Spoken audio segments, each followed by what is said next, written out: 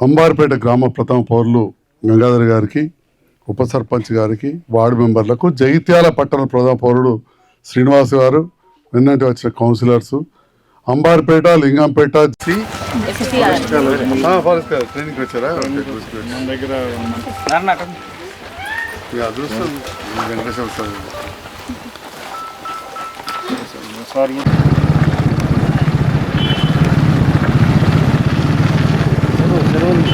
Retirement తర్వాత నేను ఇక్కడే వచ్చి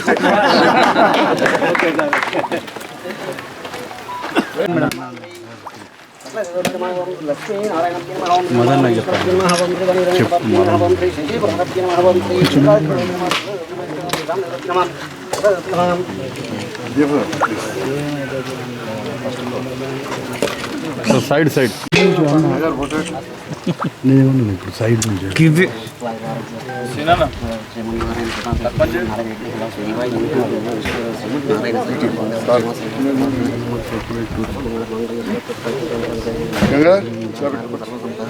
ఉప సర్పంచ్ గారు, చైర్మన్ సార్, ఆసిఫ్ భాయ్, నారాయణ కొత్త ముందు అరుణ్ సార్, మా ఉప సర్పంచ్ సార్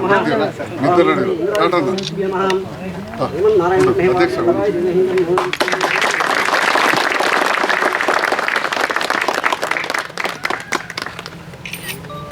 కేసీఆర్ గారి నాయకత్వం, సంజయ్ అన్న గారి నాయకత్వం, రైతు బంధు కేసీఆర్ గారి నాయకత్వం.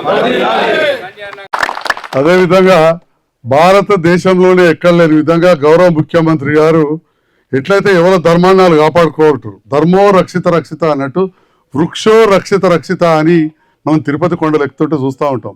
వృక్షో రక్షిత రక్షిత.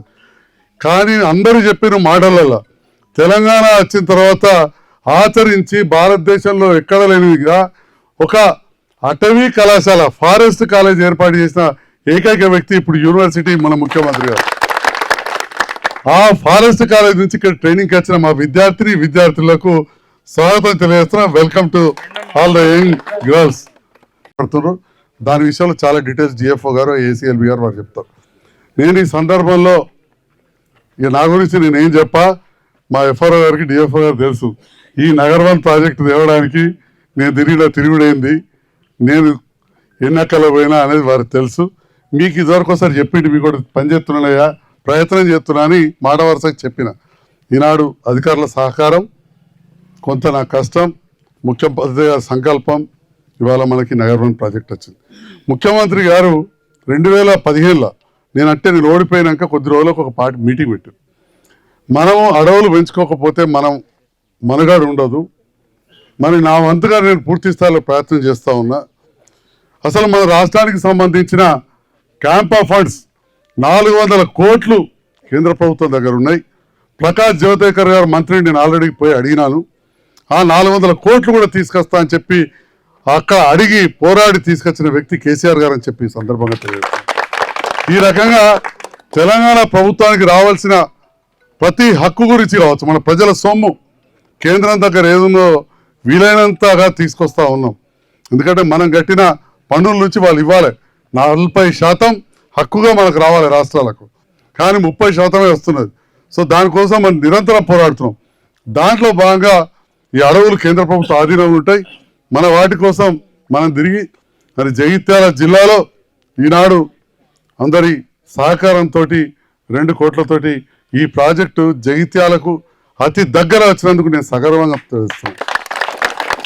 అయితే ఇప్పుడు వచ్చినప్పుడు కొద్దిగా చూడగానే వాస్తవానికి అడవిలో నడిచేస్తే అందరికీ ఆరోగ్యం మంచిగా ఉంటుంది. నడివిలో ఒక 30 కిలోమీటరు కాలువ కాడికి వెళ్ళి అడవి వచ్చేదానిక పంచాయతీరాజ్ రెవెన్యూ, అక్కడ అటవీ శాఖ వాళ్ళు లేరు, ఇంగ్లా పంచాయతీరాజ్ వాళ్ళు లేరు. అయితే ఎప్పుడు కూడా ఇట్లనే వస్తుంటుంది. మొన్న ఈ మధ్యకాలంలో రైతులకు ఇటు భూములు లేవు, అటు ఉన్నాయి కాబట్టి 1,70,00,000 1,60,00,000 మనం ఆ గ్రామ పంచాయతీ కాడికి వెళ్ళి ఒర్రె పక్కకి వెళ్ళి మంజూరు చేసినాం. నేను ఒక 2 లక్షలు ఇచ్చిన గ్రామస్తులు డబ్బు పెట్టుకొని రోడ్ ఫార్మేషన్ కూడా చేసుకున్నారు. ఇప్పుడే నేను సైకిల్ మోటార్ మీద పోయించినా మనం నడిచి పోవచ్చు. ఇప్పుడు ఎక్కి దిగుదాం. వాడికి చాలా దగ్గర, ఇక్కడికి వెళ్ళి అంతా 1/2 కిలోమీటర్ కూడా ఉండదు. ఆడికి పోగానే మన రోడ్ ఆగిపోతుంది, అడవి స్టార్ట్ అవుతుంది. ఈ అడవిలో నేను 1,70,00,000 పెట్టిన రోడ్ అయింది ఈసార్లు. ఇవాళ మన అదృష్టం ఏంటంటే 2 కోట్లు వచ్చినాయి కాబట్టి అక్కడ పెద్ద కలవట్టు ఉంది. పంచాయతీరాజ్ కట్ట నేను గౌరవ డిఎఫ్ఓ గారిని కోరేదంటే సార్ పంచాయతీరాజ్ డిపార్ట్మెంట్ తోటి కోఆర్డినేషన్ చేసి మేడం అట్లా తీసుకొచ్చి అక్కడ ఇప్పుడు ఫెరోజ్ చూపెట్టాను నేను, అక్కడ ఒక కలవాటు పైప్ కలవాటు వేసేసుకుంటే చెరువు కట్ట మీదకి వెళ్ళి ఇట్లా వస్తే మనకు ఇదంతా కూడా కట్టడం మనకు డబ్బులు వేస్ట్ కావు. ఇది చాలా దగ్గర అంతా 300-400 మీటర్లు మీరు ఆల్రెడీ చూసుంటారు. 300-400 మీటర్లు చేసుకుంటే కట్ట బాగా చేసుకుంటే బాగుంటుంది. రెండో విషయం, జగిత్యాల నుంచి చాలామంది వచ్చారు, మా ఏసీఎల్బీ గారు కూడా వచ్చారు. సార్ ఈ అడవి ఉంటుండే కానీ ఇక్కడ చెరువు లేకుండే, ఇప్పుడు వస్తేనే మనకు పక్షులు అవన్నీ వినబడ్డాయి, నెమ్మల్లాయి కూతలు చాలామంది తిన్నారు. ఇంత సప్పుడులకు మరి మీరు వచ్చే వరకు ఉండలేదు. రాత్రిపూట జీవాలు వస్తున్నాయి. ఇక్కడ గ్రామస్తులు అధికారుల సహకారంతో ఒక పర్కులేషన్ ట్యాంక్ తయారు చేసుకున్నారు. దానికి సహకరించిన మా అటవీ శాఖ అధికారులకు, కష్టపడ్డ గ్రామస్తులందరికీ పేరు పేరున మా సర్పంచ్ గారికి అందరికీ ధన్యవాదాలు తెలియజేస్తాను. చాలా బాగా చేసుకున్నారు. దాన్ని మరి కేంద్ర ప్రభుత్వం మనం మిషన్ కాకతీయ పెట్టినాక మన తెలంగాణ ఆచరిస్తుంది, దేశం అనుసరిస్తున్నది. తెలంగాణ ఆచరిస్తుంది, దేశం అనుసరిస్తుంది. కేసీఆర్ గారు ఎట్లయితే చెరువులు మొదలు పెట్టిన తర్వాత కేంద్ర ప్రభుత్వం అమృత్ సరోవర్ అని ఒక ప్రాజెక్టు తీసుకొచ్చారు. అంటే చెరువులు తవ్వి దాంట్లో భాగంగా మన 10 లక్షలు ఇచ్చి బతుకమ్మ గుట్ట దగ్గర సారంగాపూర్ దగ్గర కొంత పని జరిగిందని చెప్పి మన సర్పంచ్ గారు చెప్పారు. నేను కూడా అక్కడికి వెళ్ళినా, అక్కడ బతుకమ్మ బొమ్మ పెడుతున్నాం, కొన్ని నిధులు ఇచ్చినా, మా డిఎఫ్ఓ గారిని వారికి కోరుతున్నా. అక్కడ చాలా మంది పోయి ఫోటోలు దిగుతున్నారు సారంగాపూర్ పోగా. కొంచెం ఆడ సిమెంట్ అవి చేసుకుంటాం, తవ్వేది లేదు, మట్టి తీసుకుపోయేది లేదు. అక్కడ వెళ్ళే వాళ్ళకి బాగుంటుంది, దానికి అనుమతి ఇవ్వాల్సిందిగా కోరుతా ఉన్నా.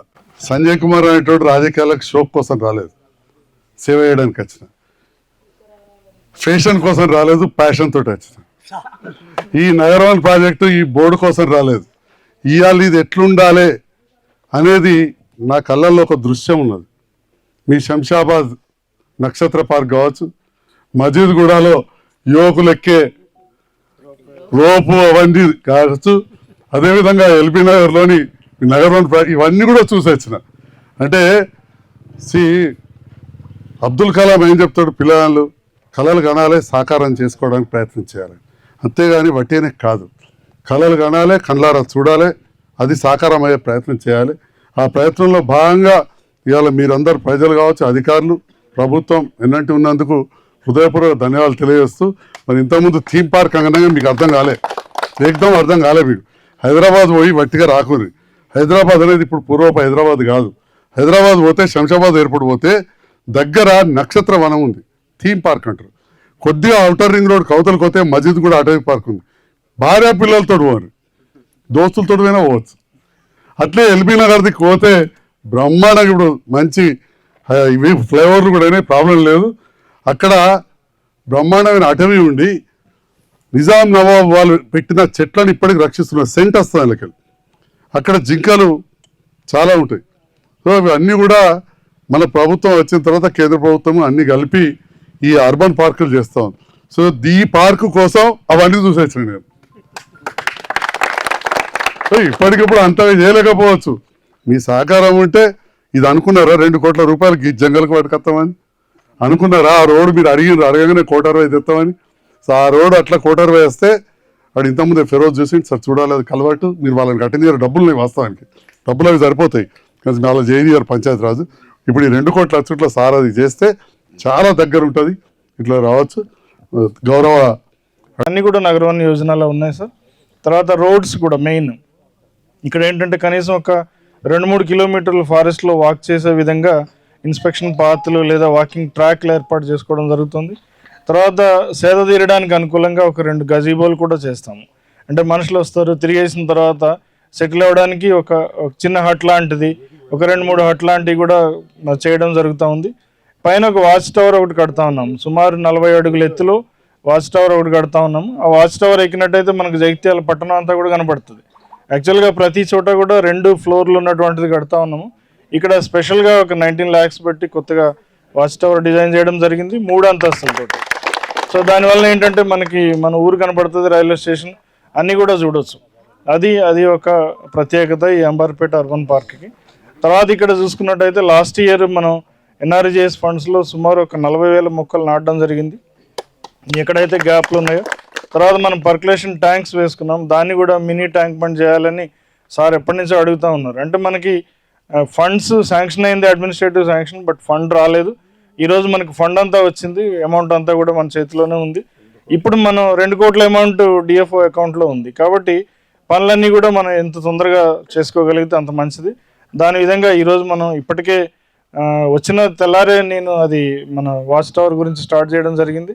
బట్ మిగతా అన్నీ కూడా పనులు తొందరగా ఒక 2-3 నెలల్లో వీలైనంత తొందరగా సివిల్ స్ట్రక్చర్స్ అన్నీ కూడా వర్షాకాలం లోపే క్లోజ్ చేయాలన్న ఉద్దేశంతో ముందుకెళ్తాను. కొంచెం అంటే ఫుల్ ఫ్లెడ్జ్గా చేయకపోయినా కూడా ఏమంటామంటే, మీరు ఏదైతే రోడ్ చేస్తున్నట్టున్నారో ఒక మంచి ఇదిలాగా ఏంటి ట్రెక్కింగ్ ట్రాక్ లాగా కానీ ఇదిలాగా కానీ చేయండి. వాళ్ళు పిల్లలతో, భార్యలతో, ఫ్యామిలీతో పాటు వచ్చి సమయాన్ని ఇక్కడ గడపాలి. అట్లా మంచిగా ఫెసిలిటీ చేయండి. దాంతోపాటు అక్కడక్కడ డస్ట్బిన్స్ పెట్టండి, ఒక రెస్ట్ రూమ్ కట్టించండి. యూజువల్లీ ఫీమేల్ రావాలంటే ఖచ్చితంగా మనకి ఒక వాష్రూమ్ అనేది ఉండాలి, వాటర్ ఫెసిలిటీ ఉండాలి, డ్రింకింగ్ వాటర్ ఉండాలి. అంత ఫెసిలిటీ చేయండి. మిగిలింది తర్వాత అదే దానికి తానే ఇది డెవలప్ అవుతూ వస్తుంది. అండ్ సెకండ్ ఆఫ్ ఆల్, ఇన్ని రోజులు ఫారెస్ట్ డిపార్ట్మెంట్, పిఆర్ డిపార్ట్మెంట్ అని 2 డిపార్ట్మెంట్లుగా మనం పనిచేస్తున్నాము. తెలంగాణ గవర్నమెంట్ వచ్చి హరితహారం ప్రోగ్రామ్ అని వచ్చిన తర్వాత ఈ 2 డిపార్ట్మెంట్లో చాలా కన్వర్జెన్స్ వచ్చింది. మన నరేగాలో చాలా వరకు ఎస్ఎంసీ వర్క్స్ మనం చేసుకోవచ్చు, సాయిల్ మాయిశ్చర్ కన్జర్వేషన్ వర్క్. మీరు ఇప్పుడు చెప్పిన పర్కులేషన్ ట్యాంక్ కానీ, చెక్ డ్యామ్ కానీ, even formation road for that matter, మీకు ఏ సహాయం కావాలన్నా పిఆర్ డిపార్ట్మెంట్ నుంచి, నరేగా ఫండ్ నుంచి మనం ఇవ్వడానికి 100% రెడీగా ఉన్నాము. మీకు ఏది కావాలన్నా ఒకసారి ప్లానింగ్ చేసి ప్రపోజల్ పెట్టండి, దాంతోపాటు మనం పని చేద్దాము. మన ఎంపీడీఓ గారు కూడా చాలా ఇక్కడ ఒక సీనియర్ ఆఫీసరే ఉన్నారు, చాలా సంవత్సరం పని చేసి ఉన్నారు. ఓకే అమ్మా, ఓకే. సో నాకు ఈ అవకాశం ఇచ్చినందుకు చాలా ధన్యవాదాలు ఎమ్మెల్యే గారు. మీ ఐడియా ఏదైతే ఉందో అది ఖచ్చితంగా ఫలించాలని దానికి మేమంతా శ్రమపడతాం మన అడ్మినిస్ట్రేషన్ తరపు నుంచి అని కోరుకుంటూ థ్యాంక్ యూ. కావున రానున్న రోజుల లోపల అన్న ఉంటేనే జగిత్యాల అభివృద్ధి అనేది చాలా మందికి అర్థమైంది. మనం కూడా ఇక్కడికి వచ్చిన వాళ్ళం కూడా అన్న సంజయ్ అన్న మళ్ళీ మనకు ఇంకా చాలా అభివృద్ధి పనులు చేయాలంటే అన్న ఉన్నప్పుడు అది మనకు సాధ్యమవుతుంది. అంబారిపేట గ్రామంలో చేసినయే నేను రాసుకోవడానికి నాకు నిన్నటి నుంచి మళ్ళీ మొదలు పెడితే మళ్ళీ కొత్తగానే అవుతుంది. నిన్ననే 1,60,00,000, 7,50,000 టాయిలెట్లు, కమ్యూనిటీ హాల్కు 3 లక్షలు ఇవాళ మా రజక సంఘం సోదరులకు. అంటే ఇట్లా నా గ్రామంలో, చిన్న గ్రామంలో ఎన్ని ఉన్నాయంటే అన్నగారు డాక్టర్గా స్వయాన, ఎందుకంటే చాలా చదువుకున్నారు కాబట్టి ముందు చూపుతో ఆలోచించి ప్రతి గ్రామాన్ని అభివృద్ధి చేసుట్లా మన జగిత్యాలను ముందించినందుకు సమయం అందరికి ఇక్కడ ఉన్న అడిషనల్ కలెక్టర్ గారికి, డిఎఫ్ఓ సార్ గారికి, ఎఫ్ఆర్ఓ మేడం గారికి, ఎంపీడీఓ గారికి, ఇక్కడికి వచ్చినటువంటి ప్రజా ప్రతినిధులకు, మన మున్సిపల్ చైర్పర్సన్ వారికి, వారి బృందానికి అందరికీ పేరు పేరున లింగంపేట గ్రామస్తులు, అంతర్గాం గ్రామస్తులు అందరికీ ధన్యవాదాలు.